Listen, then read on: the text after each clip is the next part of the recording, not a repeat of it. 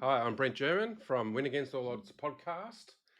Why did I start this podcast off? Well, I've had some adversities in my life, but I've used those as fuel, which have been obstacles to create the goals and dreams that I've desired in the past. So that's why I started this off. I'm a PJ Golf professional, life coach, intuitive healer, and occasional DJ. I'd like to thank my sponsor, Crestlink, for the lovely clothing and embroidery they've done for my shirts, my hats, and also my golf pants. And today we've got my first guest on, so there could be a few bloopers on here, not rehearsed. Don't worry about it. But I've got Dawn Canale here, and we're here to talk about conquering the money game. So Dawn, tell me a little bit about yourself. Okay, thanks, Brent. It's nice to be here. I'm 51 years old. I live on the beach in Port Melbourne. I have two beautiful daughters, aged 21 and 23. Yep, I was born in Wagga Wagga. Wagga Wagga. Wagga Wagga, yep. My father was in the Air Force, which made us move around quite a bit. Like by the time I got married, I'd moved around 18 times by the time I was Really? 23. Yeah. Wow. Which actually makes you very adaptable. So I agree. whether I live in the city, overseas, on a farm, anywhere, it's like, oh, okay, there's a new challenge. So I did that too. So I was a banker from the age of 17 till yeah, the age of 33, and I just lived in so many towns every 2 years. You just got used to moving and meeting people. So yeah, it's good. yeah, You, she you actually embrace taught me that. embrace change. Yeah, yeah. Yeah, yeah. And you're always open to new things too. You don't mind trying new things like, oh yeah, okay, that'd be fun. We'll go live there or we'll do this or we'll do that. Yeah, try it once. That's what I do. Try everything pretty much once. If I don't Yeah. like it, don't do it again. Yeah, I said that's got me into trouble a couple of times, but that's another That's another story, but podcast. we're talking about money, Dawn. Yeah, I'll give it a crack. Yeah. Yeah. uh, Yeah, so I was always quite ambitious when I was younger. I was a school captain in year 12. I was a Victorian champion at karate when I was 15. I was, always a bit of a high achiever. what made you ambitious, do you think? Have you thought about that? Uh, What part of your uh, childhood? I don't know. I think because I moved around so much, it was, I don't know, I just became a little bit Was it, competitive, I suppose. was Like it, you always had to mm, fit in with people. So to have that point of difference or, I know when I did karate, I obviously became one of the popular kids at school once they knew I won the Victorian Championship when I was how old were you? 15. 15. Okay, yep, Yeah, yep. in the women's division, like I think my instructor lied that I was 18 to go into the women's I division. went into the open division. Yeah, I went in women's. How'd you go? Yeah, but when you're 15, boys and girls are like the same. And I was a Victorian champion. I won. I kicked their butt. Oh, okay. So when you're That's good. younger, you're a bit more like a boy. I suppose when you get older, it's like don't wreck the face. Don't touch me. When Yeah, you're yeah. younger, yeah, don't touch the hair. And whereas I kind of took advantage of that. It's Yep. like, yeah, that's where I'm going to hit you. Yeah, you got to go easy. Anyway, so yeah, I was quite tough. I actually did karate 6 days a week.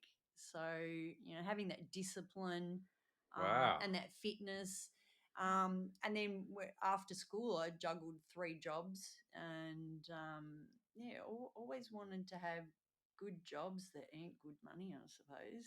So money's always been back of your mind. Yeah, yeah. I wanted to work in the stock market, but then in the late 80s, that's when the crash came. So a job I had lined up, I couldn't do. Yep.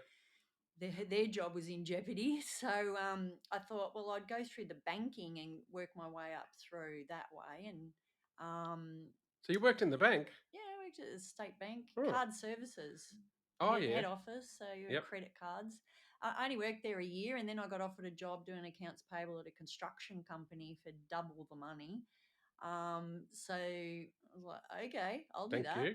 Yeah, Yep. I'll do that. But I also learned living off, off the smell of an oily rag. Yep. So when I doubled my income, I was so used to living off that small income that anything I got above that, I pretty much saved. And mum had a rule that if if I got a pay rise or something like that, then my board would go up. So I never told her. I just put it straight in the bank. Well, I did it once, and then my board Uh-oh. went up, and I was like, "Well, I'm stupid. I'm going to own up to that." Yeah. So yeah, without them knowing, by the time I was like 23, I was earning more than my mum and my dad, and I think I was earning nearly 50 grand a year when I was 23 back then. 50 grand a year at 23. That Oh, was yeah. that was in the Yep. early 90s. Yep. Yeah, that was a lot of money. And I banked half of that. So yeah, I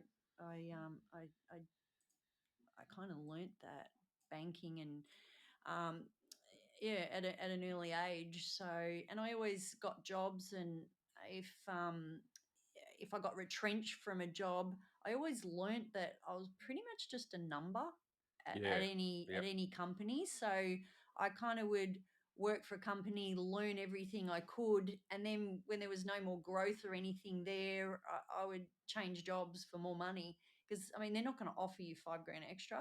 No, that's right. Yeah. And then to ask for it, they're like, but as soon as you quit your job, then they're like, oh, we'll pay you extra to stay because it costs more money to, to get someone Get else. someone And else. Yeah. so I kind of did that a few times, and that's how my income jumped up so quickly Yep. because I kept jumping up jobs, 5 grand, 5 grand Well each done. time. Well done. So by the time I was 23, like I said, I was on 50 grand, but that was over 3 jobs. Yeah. That's all right. You worked around the clock. Yeah, and there was a bit of cash in there too. So Yeah. yeah. So High tax offers. yeah. Oh, back then. Yeah. That's all Yeah, right. yeah. We've all done it. Past the 7 year thing now. Anyway, um, yeah. So I always had a very strong work ethic, and Yep. then and then I married a strawberry farmer out in the Yarra Valley, and the work ethic there. I Did you think work in that full time? well, I worked there just on weekends, but then Oh. when he asked me to quit my job to work on the farm, I kind of weighed up, am I going to earn more money with you or am I doing okay where I am now? Because he just wanted an extra employee that he didn't have Ah. to pay. Oh, Well, right. you know what I mean, Yeah. like an extra employee. But I was looking at it's like, well, is it It going to wouldn't have. benefit me, or am I going to be earning more money at my job? Like, you're going to have to start planting more strawberries. I kind of want the company in my name. I'm not coming to work for you, and then Yep. you get married and you leave me down the track, and then I walk away with with Nothing. nothing. That's So I smart. thought I was quite ahead of myself back then, which has served me well now. I got divorced and I look back on it. Yep. So we basically started up a new company under both of our names, and then I quit my job and we planted double the amount of strawberries. And I remember my old boss saying to me, "What do you want to quit?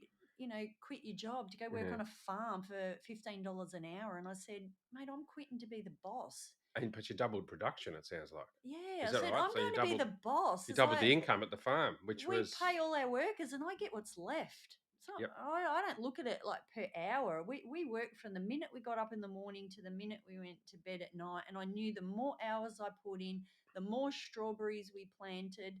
So when I met him, he had 40,000 plants Yep. and we doubled to 80. Just because And you started working there. yeah, so that's the deal, mate. You got to be Wow. able to cover my income. Was that 16-hour days, 7 days a week? Yeah, that was full on. It was hard work. I didn't Well done. mind. I didn't No, mind but the hard work. I already had that strong, work ethic anyway. And then we went up to 200,000 plants. So that's we 5 times. basically five Wow. times the amount. And when I met him, I think they were turning over under 100K a year. Yep. And in the end, we were doing like 1.2 Well million done. a year. Yep. So we ended up having 20 staff, whereas he started off with 4. But he always had this mentality, the old Italians, like, you got to do all the work yourself. You don't pay wages, you do everything yourself. Yep. Whereas I worked for some big corporate companies that had 300 staff, Yep. and I saw you made money off every person you had. So Yep. I said, well, if we double, there's still only the same amount of hours in the day that you can work. So Yeah, you that's get right. employees to do it. And if you're making, $50 per person that's working for you, you got 10 people, that's $500 a day you're earning off other people. Yeah, yeah, yeah. So we expanded very quickly and had lots of staff, and yeah, we made some good money. And with the extra money, again, I was so used to Yep. not earning much. And on a farm, you don't need Yeah, much. you When got you're everything working all there. the time, we never went out, like never. And so everything we earned, basically, I invested into property. Well done. It sounds like you actually ran the business. It sounds like he wanted just to save money, whereas you wanted to make money, Yeah, yeah. and Well, I that's you. know. You ran that business I pretty know much. he was a genius at what he did. We complemented each other very well. So I know that he had the great work ethic and knew how to expand 5 times bigger. I didn't know how to do that. I Yep, just come up with the idea and say, hey, you got to turn over more to make more. And yeah, so he was very good with the strawberry side of it, but yep, um, yeah, I just understood what you can claim, tax benefits, and buy more tractors, to save more time. So yeah. I think he had like 2 tractors when we met, and by the time we separated, he had 7 tractors, excavator, bulldozer, boom lift, tip truck. He had everything by then. It's like, why pay someone to do excavation every You can do year it for yourself. your irrigation? Yep. And he was spending a couple of grand every year. So we went and bought an excavator and a truck. And during winter, he had all the time So you to spent do it. money to make money We spent money to make and money, still yeah, worked hard and save money, and yeah, saved it as well. yeah. So we could do more, yeah. Well done. Hmm. You've Hmm. got a business mind, Dawn. Yeah, Yeah. definitely. So, from your expertise, what can you share with our listeners on how to be financially free by the time they're 50? Well, the earlier you can start, the better. Definitely. I've Yep. been brainwashing my kids since they were little. Yeah, they didn't know it, but now I They can will after we put this podcast But up. now I can see in their actions, Yep. they've actually learned a lot of the things I've told them, and they're practicing it.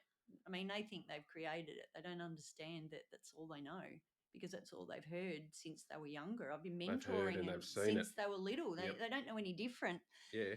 But they're very independent. The old Italians used to say, "Oh, you got to marry a good Italian boy, so from a rich family that you don't have to Yeah. work." We all And heard I'll be that. like, stop right there. My girls are going to be successful in their own right. They don't need a man for money. I'm not anti-men, but it's like you don't need someone else to provide for you. Yeah. You Yeah. you got to do that yourself. Like even when I was married, I didn't rely just on my husband. It was like whatever hours he put in, I put in. Yep. I have to contribute. Even when I had 2 children, I still, worked up until the day I went into labour. So Really?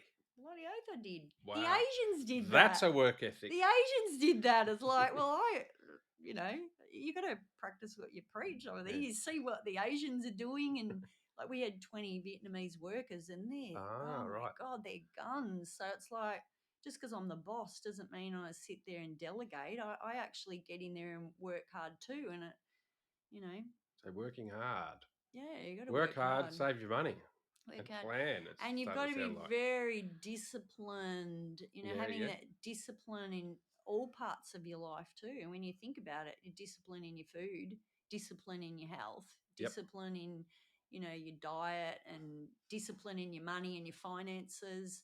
I was always very, very disciplined. I mean, my parents were the biggest tight asses you'd ever come across. And then Are Italians they were related to my parents? were really, really tight when it come to money. Like even my mother-in-law Yeah. used to say to me, "Don't use a toilet, pee outside." I'm like, Oh "What? my God, I've never heard of that one, What?" listeners. Never. Because it saves money flushing the toilet, like saving water. I was like, "Okay, I'm tight, but I'm not that bad." Oh, you know how the I parents used to always say switch the light off? Oh yeah, my mum's a psycho You with know, it that. actually costs 20 cents to turn it off. It actually Better off costs money to leaving it. turn it off. So Costs you might more as well just, money. if you turn Leave it them on and off on. all day, you might as well leave it on. Yeah, no, my mum used to say that too. I mean, she still uses all the shopper dockets. She still goes to the not quite right and everything. And I don't even look at the price of petrol anymore. Once upon a time, I used to use the 4 cent thing, the Coles, Oh, yeah, yeah, yeah, yeah, whatever. yeah. Now I'm like, mate, No. I got You got two two V8 hot two hot cars. rods. You got to put good fuel in them. The 98. Yeah. Yep, that I makes filled sense. up today 22 cents, $2.22 Richie for Beno price. premium Two for 22. unleaded in my Yep. sporty car. Yeah, So yeah, yeah. yeah, so you got to have that discipline in delayed gratification too, and not want it now. And one good thing I learned on the farm is that we had to work 8 months of the year, flat out, 7 days a week, to then have 4 months off.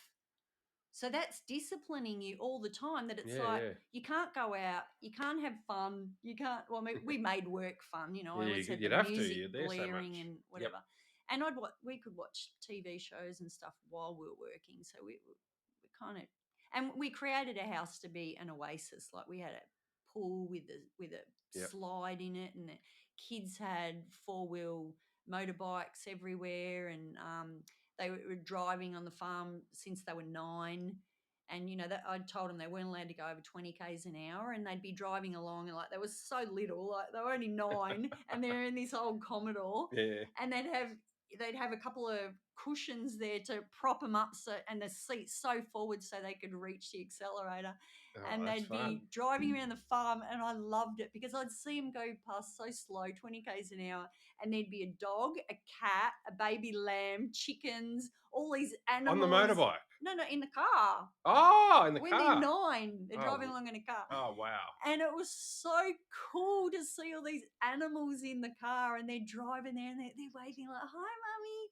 Yes, and they're already 9. Like, it's Geez, so they're cool. independent already. They could drive when they were that Oh young. my god, my daughter got her first tractor when she was 12, John Deere tractor, Oh, wow. and she's a gun. Like now she's 21, and Oh, yeah. she goes to uni doing sports science at Deakin, and then at night time she drives a forklift at Cadbury, Yep. and she's their best worker because she's had that strong work ethic. She's I seen mean, you.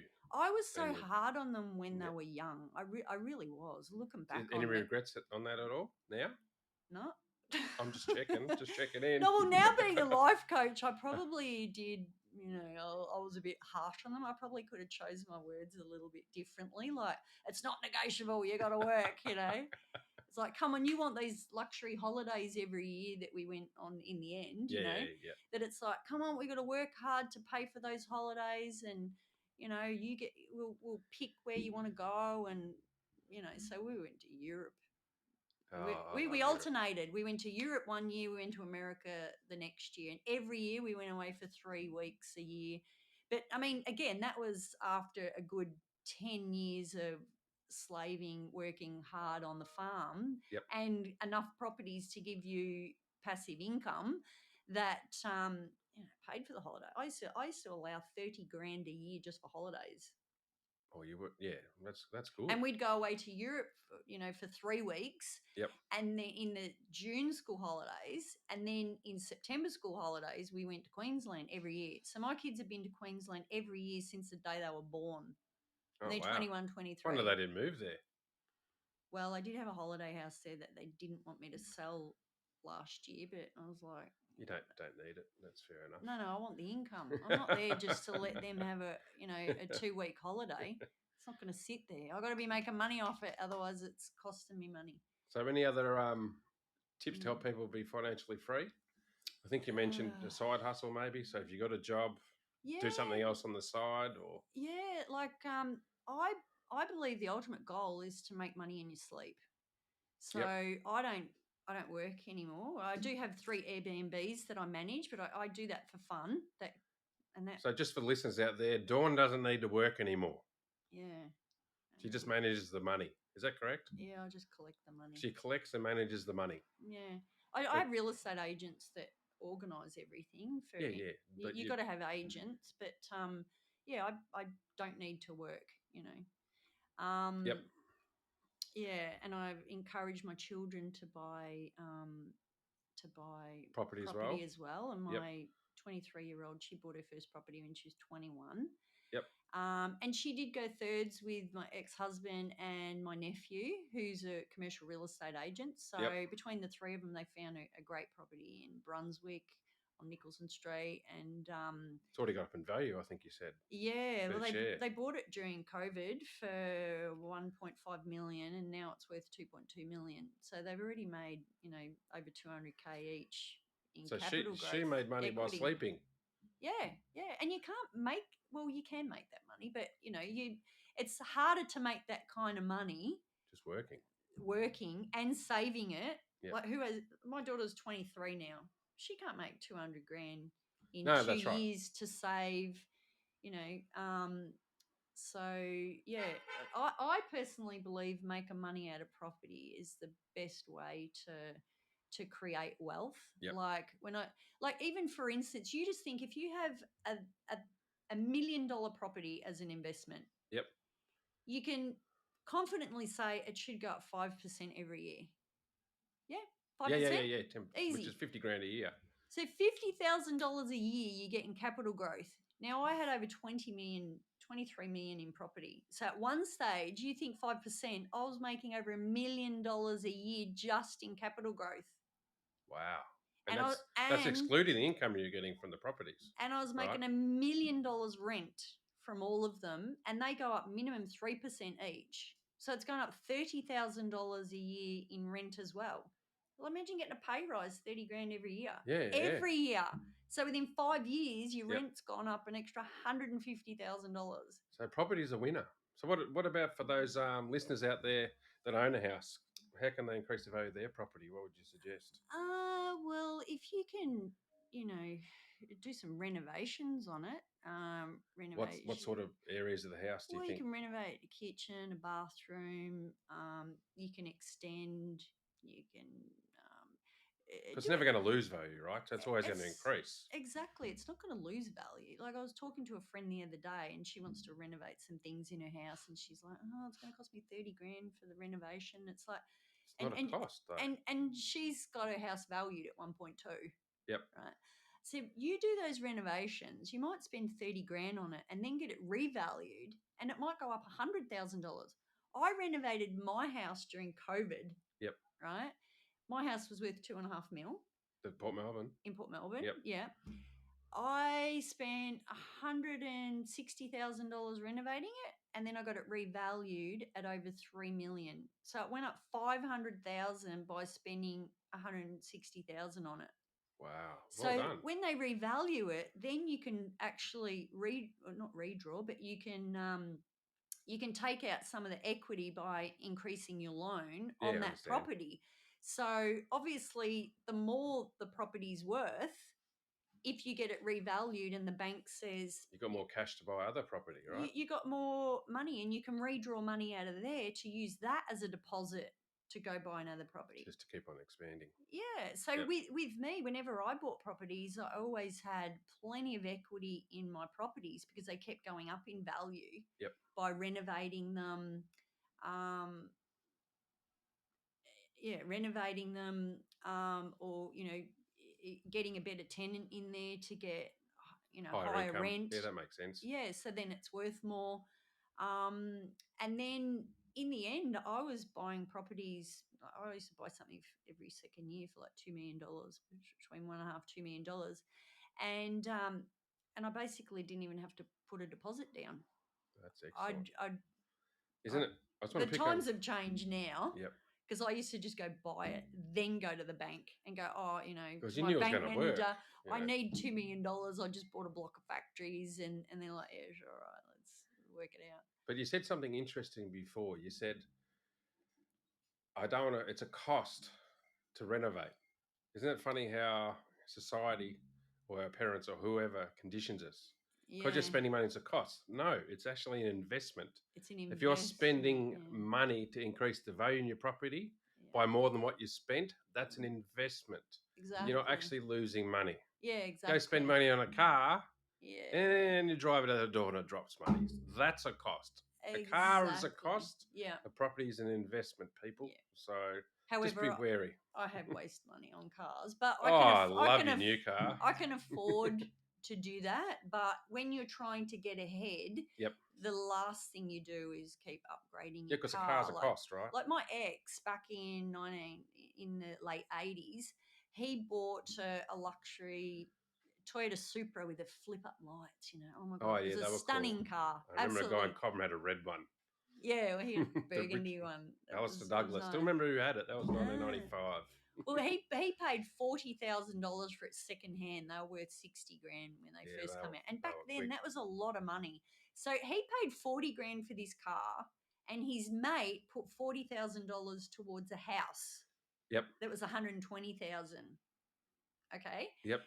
so it just so happened, like 15 years or something later, they both sold the car and the house in the same Oh year. really? Yeah, a coincidence. How much the car sell itself for? The car was worth $7,000.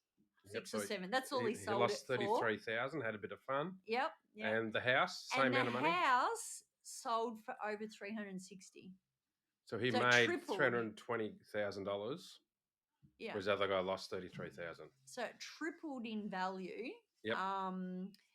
And well, the cost was 120, so he made 240. Oh wow.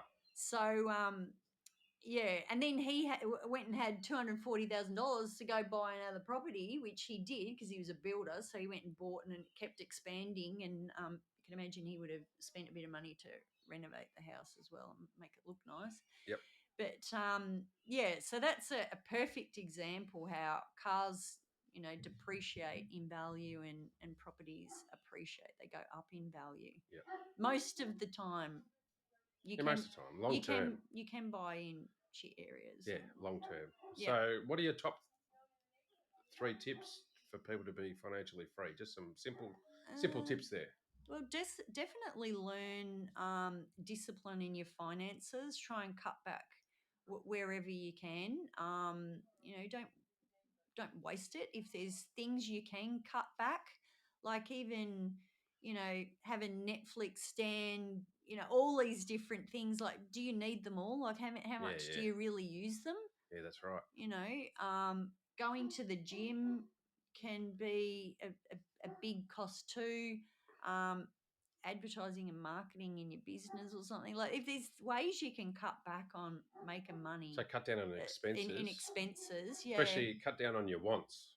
Yeah, and focus on your needs, right? And I watched a movie once called The Minimalist. How people just like, oh, blue's the latest trend, so you go and buy all blue clothes or something. Where it's like, what's wrong with the clothes you already have? Keep up with the Joneses. To keep up with the Joneses, Yeah. And they market it that way that it's like, oh, you got to keep having all the latest stuff. Yeah. And how much stuff in our wardrobe do we actually wear? Like, the 80-20 rule. Wear this, 80-20 rules We everywhere. probably wear 20% of our stuff 80% of the time.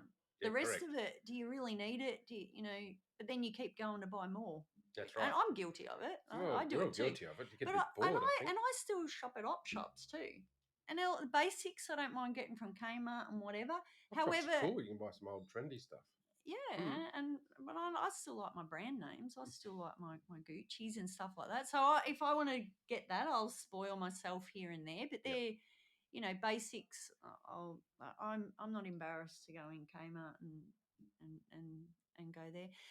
So even watching movies at home, or if there's a cheap Tuesday night or whatever, go on a Tuesday night. Yeah, cheap Tuesday night movie there. That's a good idea. That's what I used to do. Yeah, and like I ate at home all the time. We never went out on the farm, and I always had the best stuff. Like Friday night was lobster night. We always had eye fillet or Scotch fillet steak. We never went out when it. Well, it's a lot cheaper to eat at I home, isn't it? never went Dawn? without when it come to food. I'm very healthy. I've seen you eat. I've seen you eat. And I think I eat very well, good quality stuff, and I eat a lot. And I think you mentioned just make sure, like everyone says, you buy property close to schools, close to good quality supermarkets, property. all that sort of stuff. Yeah, like I wouldn't big blocks, right? Yeah, I wouldn't buy normal houses just in back street in a a nothing area.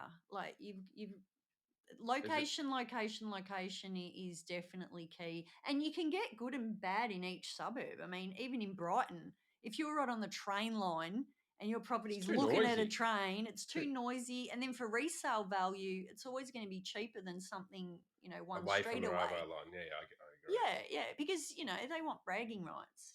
They've already got the postcode, but then to say, "Oh, you live in such and such a street," Yeah, whatever. it's We're not far from Brighton. Brighton here. Don't worry, Yeah, it's all right. I've got friends. Hopefully, too many Brighton people don't comment on this. But No, no. if you were going to ever battle being poor, or if you did battle being poor, we haven't touched on this yet. Yeah. Was there a defining moment or trigger that guided you and motivated to get to where you are today? Well, I know when I was younger, You still look young, Dawn. yeah, I am. I know I'm 51, but I still feel like I'm in my 30s, and that's all that matters. That's It's how you correct. feel. Yep. Yeah. And when my father was in the Air Force, we moved around a bit, and we always lived in commission homes. Yep. And at the time, I didn't know any different. You just live where you live, I didn't know that was, like the poor socioeconomic group. I didn't know. That was just normal for Yeah. us. Um, but I was always a little bit of a snob when it comes to their cars. Like if we used to have a beautiful Valiant Charger, like Like a Dukes of Hazzard. V8 Like a Dukes of Dukes of Hazzard. Hazzard car. Did Yeah, you have one I of them, the red loved one? it. No, it was green. Oh, I know the one you mean. Was But it an olive green? yeah, olive green. And I Oh, yeah. absolutely loved it. Anyway, they sold it and bought an orange Volkswagen Passat station wagon. I cried. I was only 12. And I Oh my cried. I was like, God. oh my God, I'm so It was like embarrassed. 981 We got, roughly. we got this orange car. It was too. It was Yeah. around 81. Mm. Yeah. And I was so embarrassed of the car. And like I look back on it now and I think, geez, how did I even know that kind Just of for stuff? listeners out there now, Dawn has two V8s very fast. Yeah, I got So twin that twin started turbo. Yeah. I've always loved from when nice you were a cars. kid. Yeah, yeah. And I had a boyfriend that was he used to have an SLR 5000 and an They were SS quick. Tirana and Yeah, I remember them. had the fast cars and he drove like a crazy man, which I think he's kind of rubbed off on me a little bit. 3 years so. with someone who drives like that when you're Oh, it's 15 to adrenaline. I love 18. it. Yeah, I feel like I'm a racing car driver every time I get in the car. But anyway, So was anyone that motivated you? You reckon, or trigger yeah. someone So who? I knew that I liked nice things when I was younger, but then when I was about 26, my mother-in-law was a mother-in-law from hell, and she gave me such a hard My time. mother-in-law that may watch this. Oh, I hope she is. Anyway, But she gave you a lot of hell. she But wouldn't. she motivated you though. She gave me hell. However, being the positive person that I am, Yep. I always looked at it as inspiration and what lesson can I learn from it. And I remember in one of her passive aggressive torments of picking on Rage. me, Yeah. just giving me crap. Always when my hubby wasn't in the room, she'd always give me shit. Anyway, this one time she was giving me crap how she wanted someone better for her son. She wanted him to marry someone. Well, we weren't married at the time, but wanted him to marry someone who. Was this before the strawberry farm? No, no, this was. I lived on the strawberry farm. Was this when you were working flat out on the strawberry farm? Flat out on the strawberry farm. So you were killing but it, increasing the income, and she still used wasn't to happy. come over. No, but the thing is, it was my company now, not hers. Ah. So she was put into like voluntary Receivership. retirement. And so she hated me for that. But I knew her attitude and I said, I'm not working for your mum. I'm not quitting my job to work for your mum, when I knew her. She's such a control freak. Oh, that's good. That and he obviously, we were wanted to get married. Yep. So he wanted me to quit my job and be with him all the time. We were a team. That's you know. perfect. So Yeah, I said, well, these are the terms. I'm not working for your mum. She's a ball breaker. And I was a ball breaker, so we kind of butted heads. And so yeah, we clashed big time. But yeah, I remember one time she was giving me crap that I wasn't good enough for her son, and that I so come there from we go. my trigger Conditioning. I'm not good enough. Yeah, For listeners out there, I've done lots of work at. Attended Tony Robbins and worked at Tony Robbins, and I can tell you now that 90% of attendees and people I know have that story. I call it a story. I am not good enough because someone said one day I'm not good enough in some sort of way. May not have been directly, but ever since that, you have thought you're not good enough. For me, it was me when I was young. I don't know how old was I? About 6, playing tennis, and Dad's always coached me from the back of the court. and he'd tell me off when I hitting a bad shot. Mm. So here I am converting that into I am not good enough. Yeah. So if you want to change your life, just say to yourself, I am good enough 3 times before you go to bed. Look yourself in the mirror. It actually works. But Yeah. a lot of people aren't aware of that. I am not good enough because I can tell you now, if I can survey 10 people now, Yeah. I can tell you that 9 of those people will be saying, oh, I'm not good enough in a roundabout sort of way. Yeah. So thanks for sharing that. So it was your Yeah. mother-in-law saying you're not good enough. You can choose to believe it, or you Yeah. can choose to say, "Can I swear? Yeah. Fuck off! I'm Yeah, better. yeah. I'm better.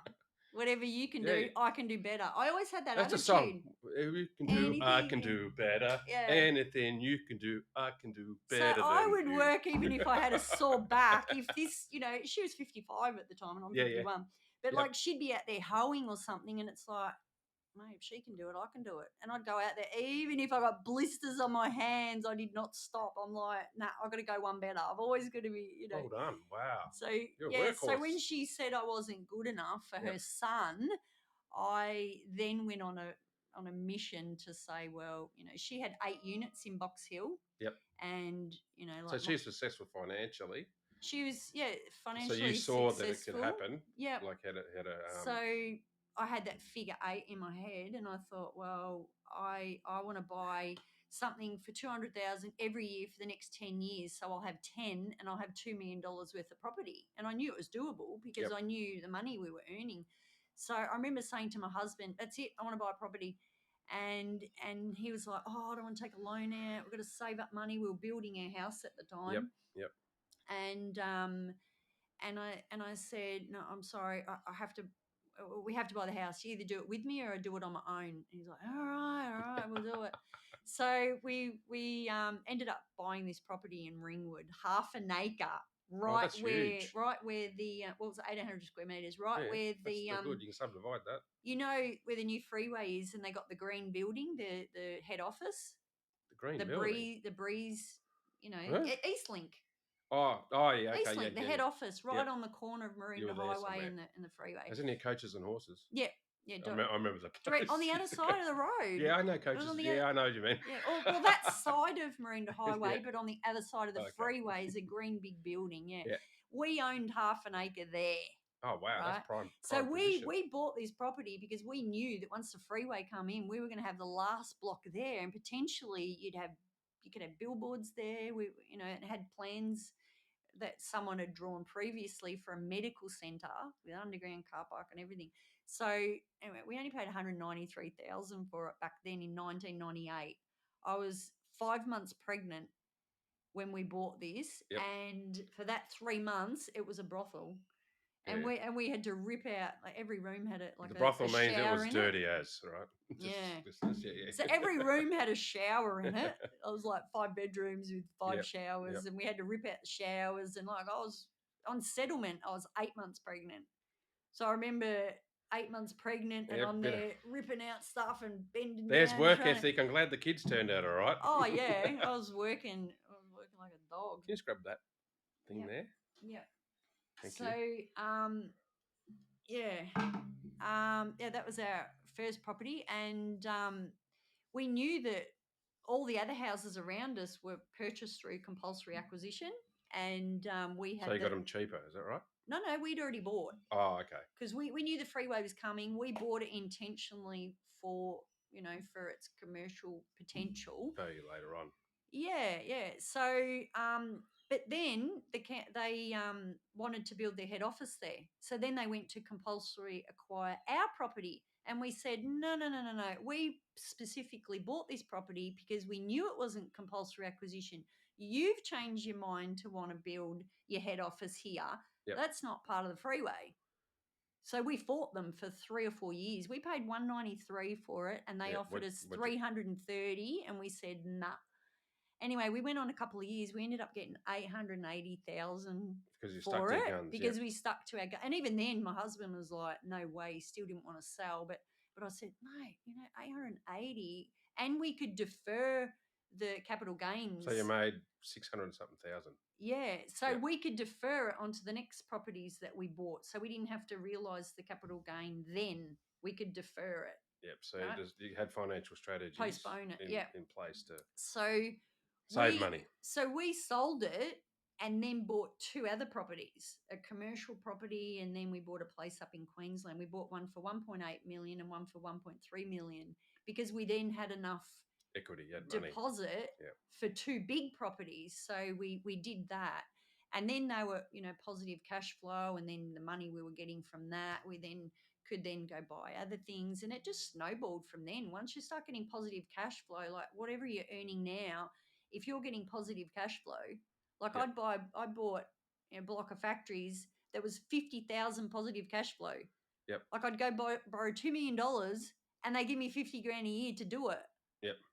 Wow. Whereas my husband, What does that mean? I don't understand what you mean. okay, my husband just saw the $2 million loan. He's like, what are you doing? They get 50 grand in rent a year, is what you're saying? No. We bought it. We bought some factories in Croydon. Yep. And we paid 2.1 million for it, and we borrowed the full 2.1 million. Yep. I put 100 in it for the stamp duty. Yeah. But we borrowed 2.1 million. Okay. Yep. Now the rent covered the loan repayments and gave me $50,000 You extra. made just so for some listeners. Yeah, positive cash flow. You made, so we took the risk of borrowing 2.1 million. and you made an But income we made off an it. extra 50 grand a year income. You got 50 now, grand income off we're it already making over the interest rate loan repayments. Yeah. And at the time, I think the interest rate was like that never 8% happens or something. It was that ridiculous. never happens. I'm an ex-banker. We never hardly saw that. So Well, commercial, it happens a lot. Yeah, especially back then. And we didn't need the money because we were making money from the strawberries. So we lived off the strawberry money. So that extra 50,000 a year, I put on the loan repayments. Yeah, that so makes the sense. debt was going down 50 grand Debt's going every this year. way, so you can borrow more money later. The debt's going down, Yep. and the rent's going up 3% every year. Yeah, I get it. So it's going up 5 grand every year, yet my loan was going down 50,000 every year. So, that gap of equity is growing. Yeah, I understand. Yeah. Plus, that property is now worth $6 million. Wow. Because you can build 5 stories high, which we knew. We saw the property behind us that you could build 5 stories high. So we looked at it and thought, potentially that's a development site. And 2,400 square metres right in near the main street of Croydon. Yeah, near the main traffic. It's excellent property. We've been, quite a few developers have wanted to buy it off us, but not I got one more question for you, Dawny. This is my magic lamp. Do I get 3 wishes? No, you only get one. So with this magic lamp, you can hold it if you like. Just hold it up there in front of the listeners for a second. Just hold it up. Yeah. If that could take you back to the past and give you one piece of advice to your younger self, would there be anything? It doesn't sound like there would be. Is there a piece of advice you give yourself with this magic lamp? I can hold it now. I personally don't think one thing helps you get successful. I don't think you lots needed of one. little things. Yep. But having discipline is a major thing. But you had that already. You had that already, didn't you? But for other people, like a wish that I could change. What was the question? If you had a magic lamp to take, this is the magic lamp. Go back in the past. Would you want another wish from it? Or it sounds like you're pretty cool. Like you need to. Yeah, you've crossed. Everything's kind of evolved. You ticked everything off. Yeah. All right. And I think like your money vocabulary. Like when you first buy a property, the first property we bought was 193,000, and then the next one was 600,000. Then the next one was 1.8 million. So you just kept on buying small. You kept on growing. Bigger, yeah. Well, then we capped it at 2 million. We just kept buying things at 2 million after that. But my point is your money vocabulary. Like at the start, you kind of buy something in your comfort zone, which is around the 200,000, which is my first goal, to buy something at 200,000. Then you kind of do that and you think, oh yeah, okay, I could borrow more next time. And you feel a little bit more comfortable. And then I went up to the next level. So when I worked in corporate, I was surrounded by money all the time. Like I was in accounts payable. So I was paying millions of dollars in checks every month. So it was quite easy for me to deal in millions of dollars. Yeah, you were comfort. It was within your comfort. And money's in your comfort zone. And for a lot of people, they actually don't like money, and that's why I believe They that don't like a lot of talking about people it. don't like to talk about it. Yeah. I mean, I don't really talk about it much because that's all my dad ever spoke about 24/7. If he was at home, he would be talking about money, how much money he had, and it drove me nuts. So that was Ah, my upbringing.